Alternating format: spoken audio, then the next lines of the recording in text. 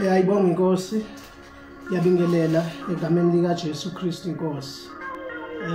Sibonga uNkulunkulu ngaleli thuba sipha lona ngokumsa wakhe. Moya wami kusabheka emazulwini kakhulu.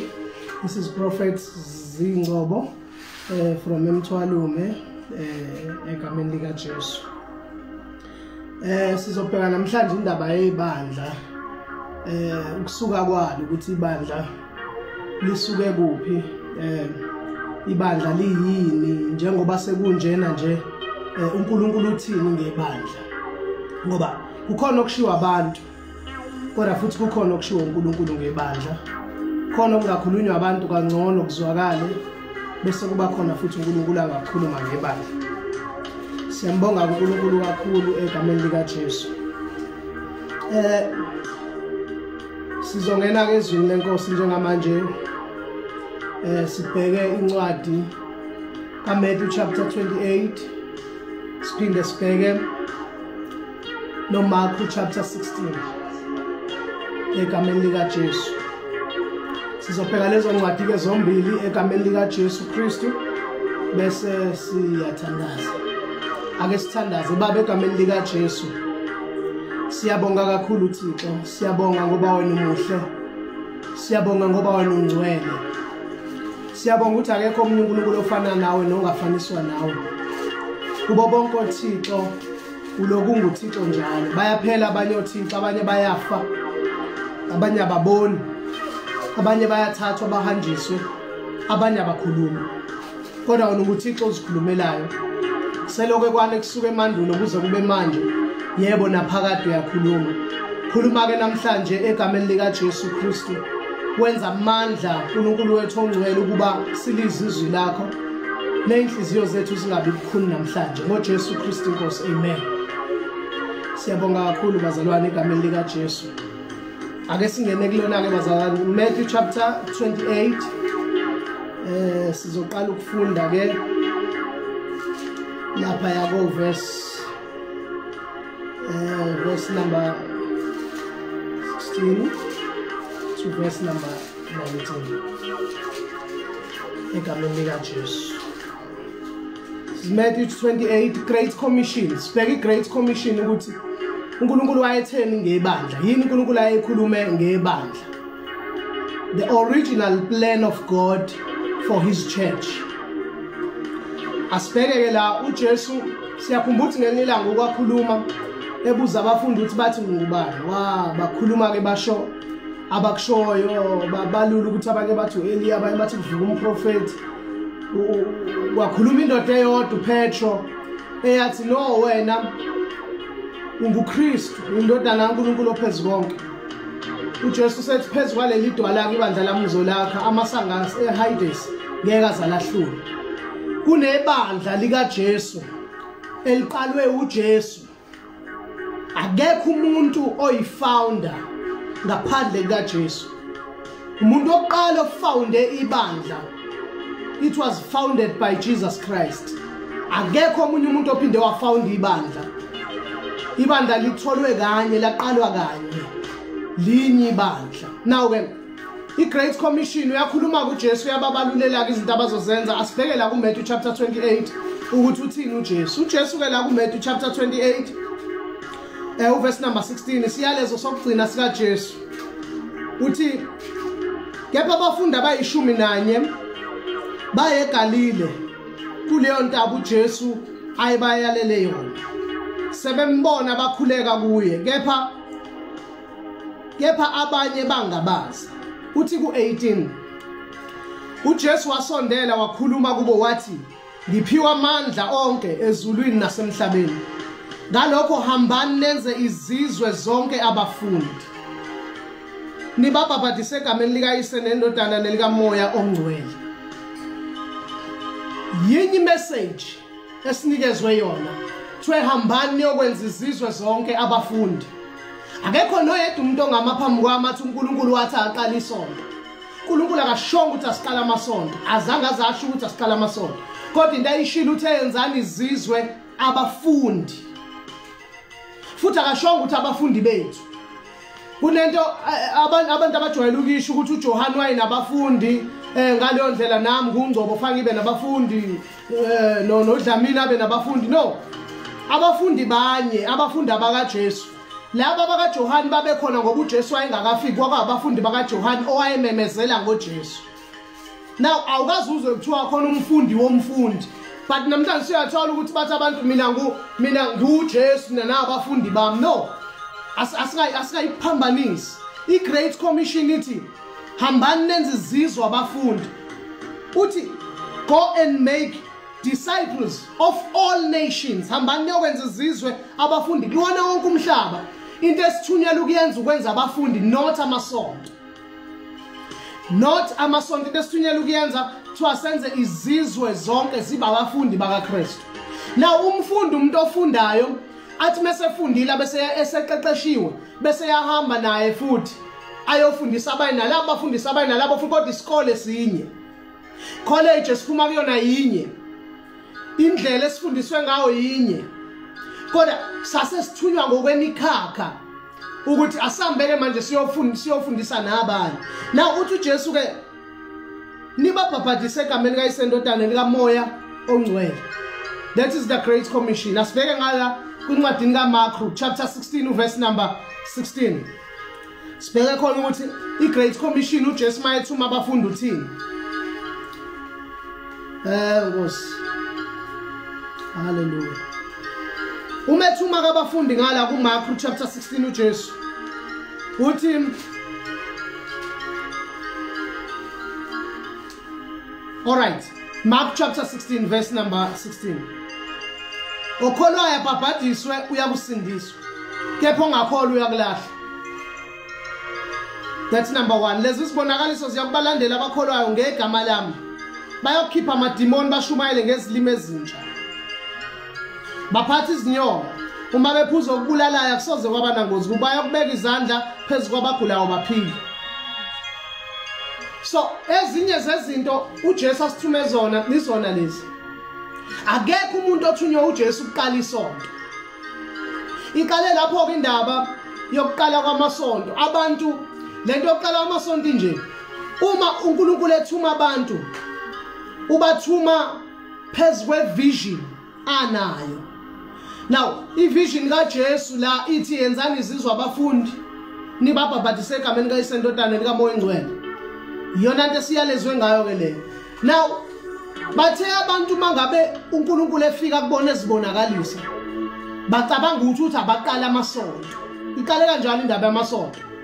Like ake ngilinganise uma mina Ngcobo ngithunywa uNkulunkulu ethi uNkulunkulu hamba ukhuluma emphasize indaba yebaptism kubantu. Akufanele bese ngiqala iministry mina noma ngiqala ichurch ngiyibize ngokuthi mhlambe ibaptism what church.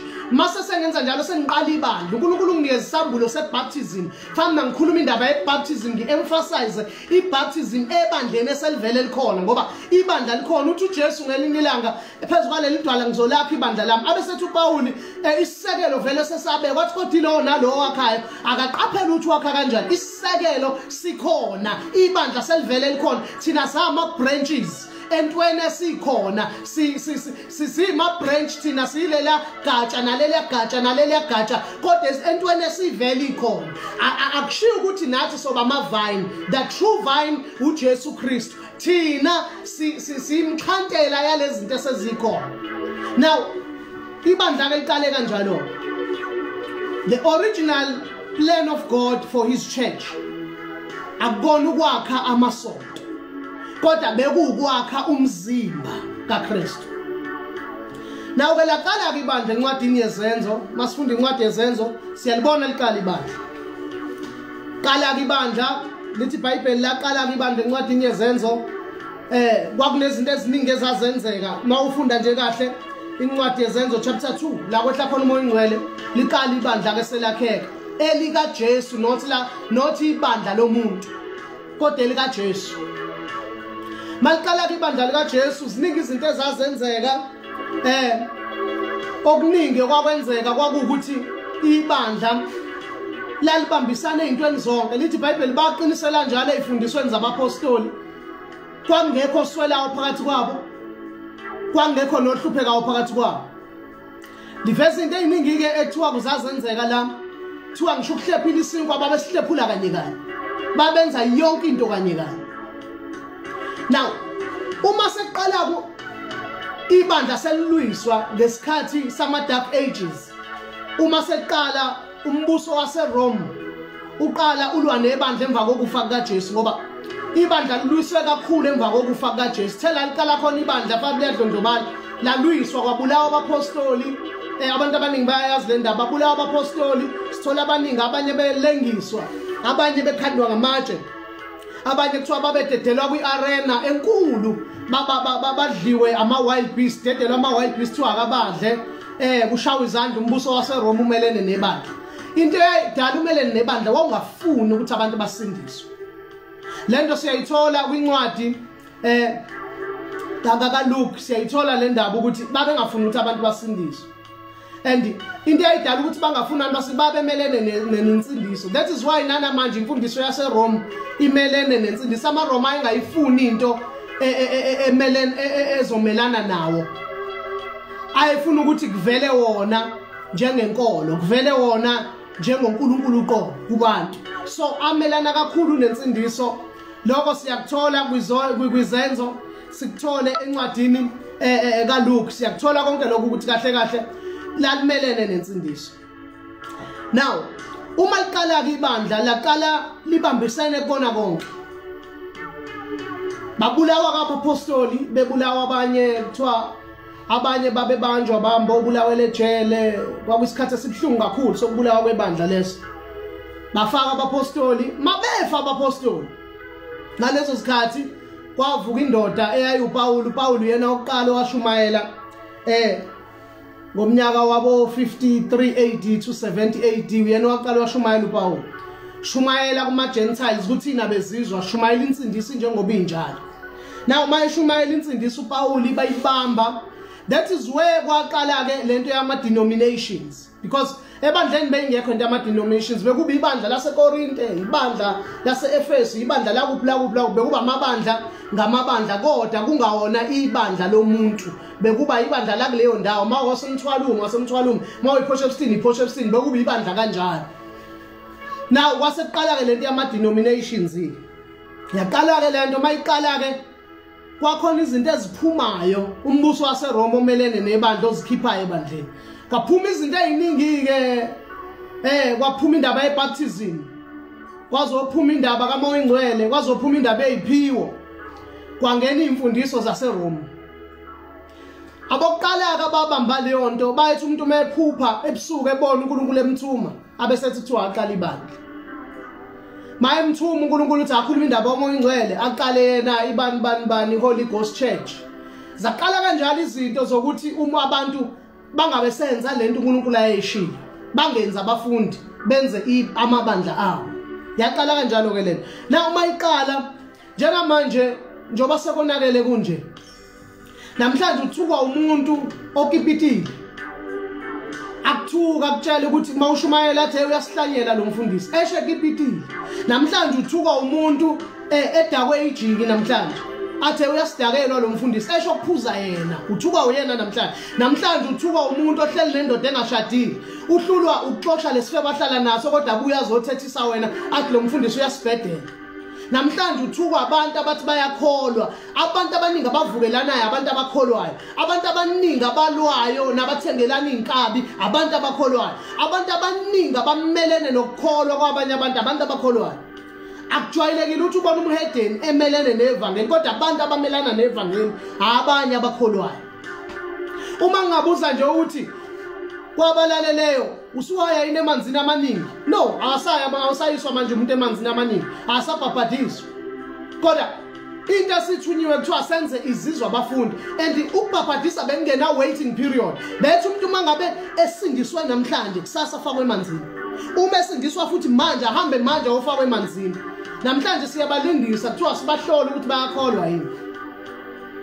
Thola namhlanje amasonto ahlola abantu kuthiwa hayi bobhabhadiswa kanye ngonyaka, kofinyelela umpostolo ukuthi azobahlola ukuthi sebeyakholwa yini and ukuthi bawungena emanzini. Namhlanje uthola abantu begadwa ama-bodyguards, kuthiwe namhlanje bagadiwe bayingceku zikaNkulunkulu oPhezukonke.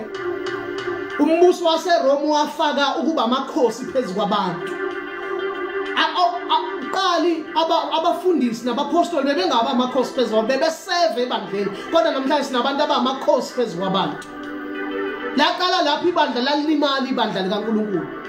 uNkulunkulu ethu uyaphinda uyalungisa uyalibuyisela kabusha bangamlalela abantu baqhubeke kakhulu ukwenza ama denominations. Ngikhuluma nje manje khona amabandla aqalwayo njengamanje, khona amasonto njengamanje aqalwayo azolontshwa, ibandla lilontshwa, ibandla kade lalontshwa kodwa khona amabandla azolontshwa njengamanje. Sekusuka manje umuntu engakholwa hamba eBible school afika afunde abuye abe umfundisi. Abuye azoba umfundisi phambi kwethu abuye ashumayeze.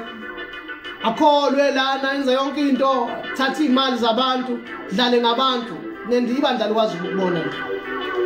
Ngoba leli bandla lokuqala beneziphiwo ezu5 ezisebenza ebandleni. Njengamanje azikho lezo iziphiwo. Namhlanje umfundisi uba nomona ukuthi kunengane eshumayela ngaphezulu kwakhe ebandleni. Namhlanje umfundisi uba nomona ukuthi kuvuka umprofeti ebandleni. Namhlanje umfundisi uba nomona ukuthi kunabavangeli abavangela ngaphezulu kwakhe ebandleni. Asa understandani ngokweziphiwo sesizondana ngokweziphiwo kanti befana ngabe sithandana ngokweziphiwo. Befana ngabe mangungcobo ngine teaching angizungihleze ngifundisa abazalwane njalo. Befana ngabe mangifundisile ngibuye ngibalandele omunye uzakwethu engimazi ukuthi yena uyaprofeta azoprofeta phambi kwebandla. Ngibuye ngibalandele omunye uzakwethu engazi ukuthi okay no uyakwazi ukwenza okuthiza azokwenza. Befana ngabe ziyasebenzisana iziphiwo kodwa azisebenzisani sinomona silwela kona lo. Size sibulalana ngolo. Baningi abantu ongathi bongafika ushumayele kuthi hayi ubaba wethu ashumayeli kanje. Ngoba sesenza ibandla laNkulunkulu kwaye lethu. Ibambe lento sokuqhubeka nayo kusasa ukuthi akekho umuntu owayethunyelwa uthaqala isonto. Sonke besithunyelwa ukuhamba indlela esiqaliwe. Sonke besithunyelwe ukwenza lokho uJesu asinikeze kona. Kodwa njengamanje sesenza lokho esikucabangayo. Sesiyafunisisa sifunisise singatholi senze noma ngabe yini. Bandla likaNkulunkulu belinjalo. Ibandla likaNkulunkulu belineziphiwo, ibandla likaNkulunkulu beliphana, ibandla likaNkulunkulu belithandana, ibandla likaNkulunkulu belikhonza ngokweziphiwo zonke, ibandla likaNkulunkulu belibambisene kona konke, ibandla likaNkulunkulu akekho wayeswela phakathi kwabo. Namhlanje uzwe indoda igadwa uzwe kuthiwa isinemizi ewu5, uzwe kuthiwa indizile ngebhanoyi yovakasha phesheya. Namhlanje sithola abafundisi abagqoka amawasho 300,000 kodwa ebandleni lakhe khona ingane eswele u1000 rand wokuyoregister e-university noma e-college. Thola namhlanje abazalwane bekhonza badabukelwe icathulo kube ikona konke bangabi nalutho ngisho lokufaka emlomeni. Kodwa kunabantu abagqoka amawasho abizayo, kunabantu abaspenda imali bashone phesheya bambovakasha phesheya, kunabantu baphesheya kunama preachers aphesheya agabisa ngabafazi babo abahla abagqoka ama short skirts abagqoka yonke into. Akusalona ibandla likaNkulunkulu leli, akuyona iGreat Commission. Great Commission kwakubanjiswana kuthandwana kubanjiswana njengebandla. Wayengekho ohlupheka phakathi kwabo, izinto zazibekwa obala ngesikhathi sabapostoli. Nawu sesizothandaza Ngenzeka ukuthi uyazibuza ukuthi ngikuphi mina. Ngenzeka usebandleni lesixuku noma ngenzeka usebandleni kaNkulunkulu, amabili amabandla. Khona ibandla nje labantu elithi iBhayibheli ngekhathi zokugcina bayoyifunela abafundisi njengokubatshwa kweindlebe. Yazi abantu abasangena esontweni ngoba kubeza uNkulunkulu sebengena ngoba umfundisi eshumayela kahle. Yazi abantu abasangena ebandleni ngoba naku bezwa umoya ongcwele ngoba bebizelwa kulelo bandla. Sebengena ngoba naku beyofensa umfundisi, sebengena ngoba naku beyothanda lo mfundisi, sebengena ngoba naku befuna ukuyodayisa ngalelo bandla noma ngalo mfundisi. Abasangeniswa isizathu sokukholwa abantu. Abantu sebengeniswa izizathu zokulamba. Kwazelwa amathenda kulela bandla ngambe ngiyokhonza khona. Imeya ikhonza khona. Kusho ukuthini lo? Inawo umoya ongcwele le meya? Ayinawo umoya ongcwele. Iyakwazi ukuphatha indlu yawo? Ayikwazi ukuphatha indlu. Ngabe indoda enomfazi oyedwa? Ayinamfazi oyedwa.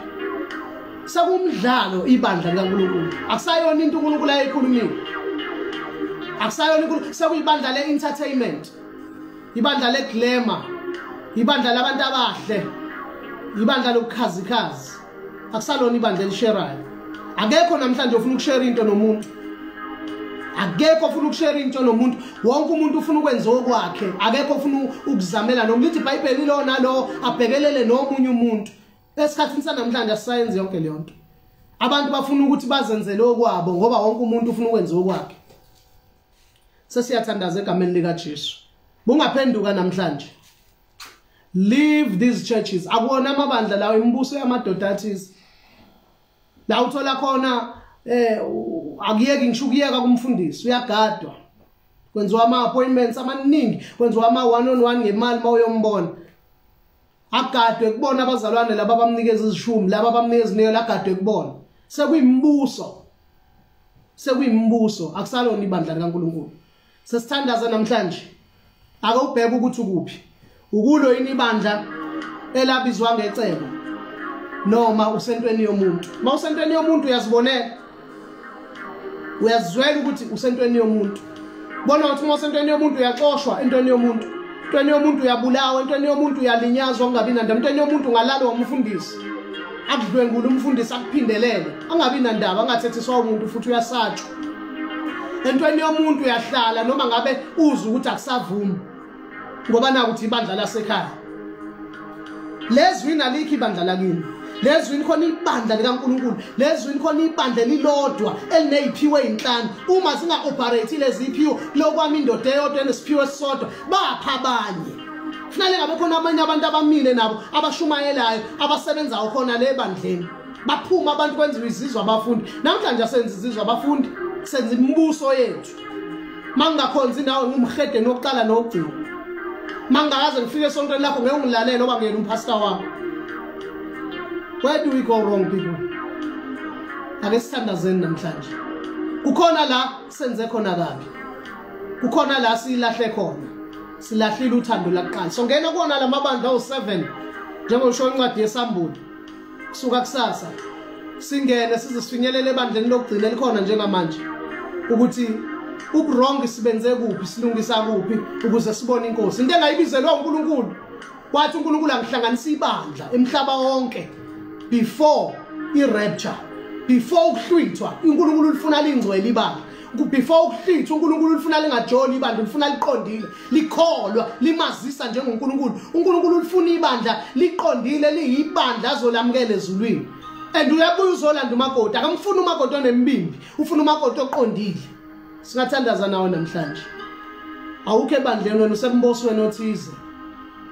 Awukho ebandleni. Tetala ngisho njalo uyalimala umoya wakho uyalimala usuku nosuku. Whenever kuthiwa kuyashunyayelwa uyalimala. Whenever kuthiwa uyakhonza ubuye ugula kakhulu. Whenever kuthiwa uyakhonza uyabona uhluphekile awukazi usizwe ngalutho, awukazi unakelelwe ngalutho. Bandle sikulona namhlanje kule insuku linjalo. Bandla lamadoda athize bandla lemibuso yabantu abona umbuso kaNkulunkulu bayabulalana namhlanje abafundisi bena abanye bagcwele emajele iqandali zocansi abanye bagcwele emajele into zezimali abanye bakhwabanisa akulona ibandla likaNkulunkulu lelo bandla likaNkulunkulu izinto bezibeka obala zicaca namhlanje ziyafihlwa namhlanje abanye abafundisi babalekile baphinda le emazweni angakuba befike la bezoqola abantu akulona ibandla likaNkulunkulu lelo akulona ibandla ebelibambisana kona konke akulona ibandla ebelithandana libambisene kona konke. Singathandaza nawe namhlanje egameni lika Jesu. God bless you. Sihlangana kusasa ngo6 sihlangane ngoWednesday ngo6 sihlangane futhi Sunday ngo6 egameni lika Jesu. God bless you. uNkulunkulu anibusisa sithandaza babe egameni lika Jesu waseNazaretha ngiyathandaza naba abantwana bakho baba bezibuza namhlanje ukuthi ngabe liphi ibandla kwenzekani baba ngegama lika Jesu Kristu naba bebuyela kuwe namhlanje baba wethu namandla abanye bacindezelekile la bekhonza khona abanye basembusweni yamadoda athize abanye basatshiswa abanye bahlukunyezwa abanye bayalinyazwa usuku nosuku ngiyathandaza namhlanje egameni lika Jesu zambule uqinisa ibandla lakho ngoJesu Kristu inkosi yethu amen. God bless you. uNkulunkulu akubusise ngegama lika Jesu amen.